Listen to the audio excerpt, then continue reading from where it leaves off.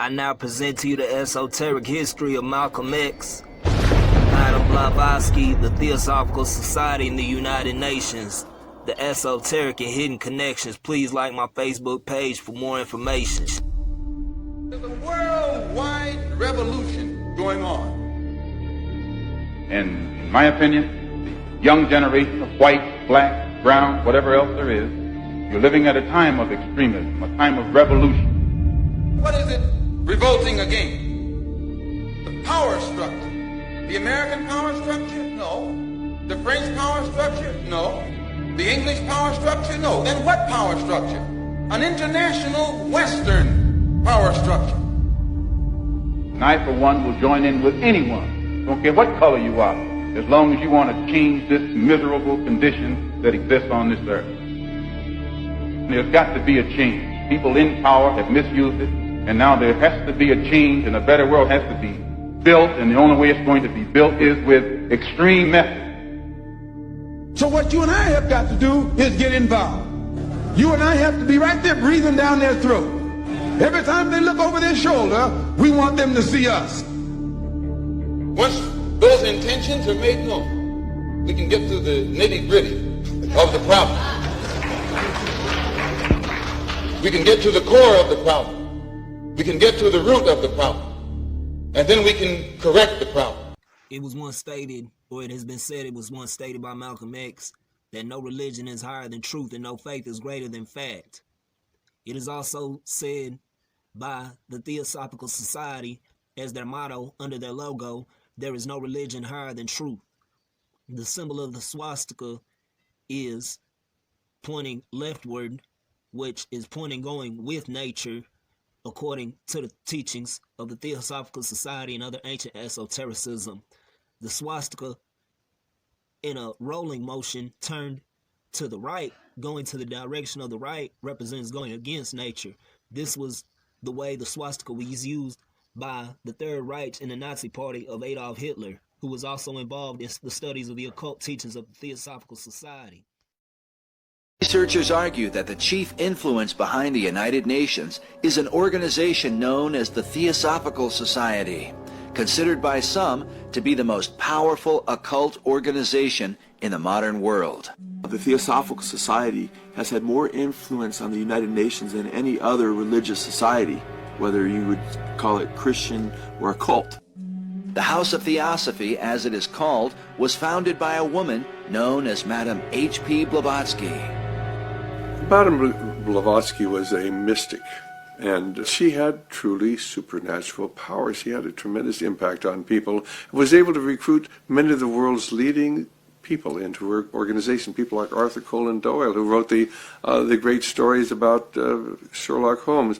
Thomas Edison was one of her disciples, as was William Stead, who was one of the four original members of the secret society Cecil Rhodes created, which became the Council on Foreign Relations. Many key people, in the 19th century joined Theosophy, as in the 20th century Margaret Sanger and Adolf Hitler were disciples of Theosophy, as are people like of Robert Mueller, who for many years was the Assistant Secretary General of the United Nations, because the major driving force behind the idea of the United Nations and world government is the occult. In 1888, Blavatsky published her now famous work, The Secret Doctrine, a book revered by occult practitioners all over the world. Adolf Hitler reportedly slept with a copy of this book at his bedside. Blavatsky subtitled the work, The Synthesis of Science, Religion, and Philosophy. The Secret Doctrine is filled with ancient mystery wisdom that more than a century later continues to hold New Age readers spellbound. There's no way that a girl with a 6th or 7th grade education could possibly have written this. These volumes were channeled to her by a demonic spirit she called Kuthumi, and she actually traveled to Tibet, to India, and she claims that she actually went to Tibet and actually met her master there. Kuthumi is the name given to a Tibetan spirit master who was Blavatsky's teacher in her lifetime. Blavatsky is pictured here with some of the masters or spirit beings she communed with and admired: Kuthumi, El Morya, and Saint Germain. Under the mysterious orders of such spirits, Blavatsky's mission was to bring a philosophical understanding to unexplained phenomena, such as the mysterious rappings and other spirit communication that had been occurring in the West. Blavatsky maintained that spiritualistic phenomena without the philosophy of occultism were dangerous and misleading. For this apparent reason, the spirit beings directly commanded Blavatsky to begin the Theosophical Society. The official website of the society in Adyar, India, says that the Theosophical Society may be said to have begun when H.P. Blavatsky, under orders of the masters, returned from India in 1871 to found an organization through which the West and the world in general would be instructed in true spirituality. The official birthday of the society came 4 years later in 1875, with a formal declaration from Henry S. Alcott, the president and co-founder of the organization. Blavatsky's House of Theosophy would formalize what began as the New Thought movement into a religious system that would dramatically change the Western view of God and his relationship to mankind. While early America recognized the gospel of Jesus Christ as the only path to salvation, theosophical teachings argued for the essential oneness of all religions and the omnipresence of divine spirit. Theosophy declares that it was formed upon the basis of a universal brotherhood of humanity. Malcolm, on your trip abroad, you said you sensed a feeling of great brotherhood, and that conceivably you would be working toward integration in this country now. At least this is what you're reported to have said. Any comment on it? I don't think that I ever mentioned anything about working toward integration. If I recall, I pointed out that while I was at Mecca making the pilgrimage, I spoke about the brotherhood that existed at all levels and among all people who were there on that Hajj who had accepted the religion of Islam. And I pointed out that for what it had done, what the religion of Islam had done for those people over there, despite their complexion differences, that it would probably do America well to study the religion of Islam, and perhaps it could drive some of the racism from this society as it has driven racism from the Muslim society. Drive is aiming for this goal? Well, I can't say that the current integration drive is aiming for that goal because it hasn't realized the goal in any state. They haven't even got integration right here in New York City. You have worse integration problems in the North than they have in the South. So if it doesn't work, if you can't bring about integration in New York City as international, cosmopolitan, up-to-date as it's supposed to be, you will never get integration anywhere else in the country. Malcolm, have your experiences with white-skinned Muslims in Africa and the Middle East made you feel that relations between Negroes and whites who are not Muslims is any more possible? When I was on the pilgrimage, I had close contact with Muslims whose skin would in America be classified as white, and with Muslims who themselves would be classified as white in America. But these particular Muslims didn't call themselves white. They looked upon themselves as human beings, as part of the human family, and therefore they looked upon all other segments of the human family as part of that same family. Now, they had a different look, or a different air, or a different attitude. Malcolm, are you prepared to go into the United Nations at this point and ask that charges be brought against the United States for its treatment of American Negroes? Oh, yes. Please. Right in my camera. The audience will have to be quiet. Yes, as I pointed out when I was during my traveling, that nations African nations and Asian nations and Latin American nations look very hypocritical when they stand up in the United Nations condemning the racist practices of South Africa and that which is practiced by Portugal and Angola, and saying nothing in the UN about the racist practices that are manifest every day against Negroes in this society. Even in South Africa, those Africans aren't faced with bayonets and aren't faced with police dogs. And when I was in Beirut, I saw a picture on the front page of a Negro being beaten in Tennessee, on the front page of the paper in Beirut. When I got to Cairo, I saw the same picture of a Negro being beaten in Tennessee. When I got to Lagos, I saw the same picture.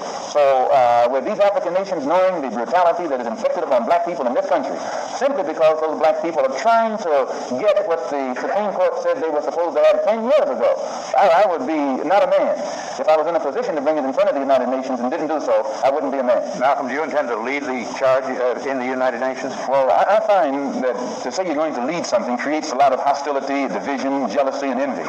I hope to work with any group of leaders or any group of organizations to do whatever is necessary to see that this problem is brought before the United Nations. Have you had any commitments from any nations in Africa to support you? I would rather not say at this time, but one thing I found in my travels, all of them look upon us as their long-lost brothers. You realize the implication is that you have had such commitments when you say it. This is your interpretation of what I said.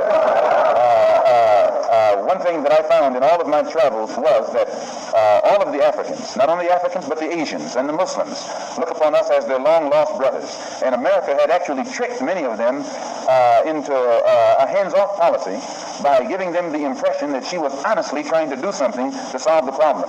My argument over there was designed to prove that it is impossible for the United States government to solve the race problem. It's impossible for a government which has 16 senatorial committees, over which 10 are chairmaned by Southern segregationists, and 20 congressional committees, over which 12 are chairmaned by Southern segregationists. This is a segregationist, racist government that's controlled by people from the South. They can't solve the race problem. Do you intend to take any part in the political campaign this fall? We intend to take part in everything that will get results at eliminating the injustices that our people are confronted with in this country. Politically, economically, anything. Will you support candidates of either of the two parties?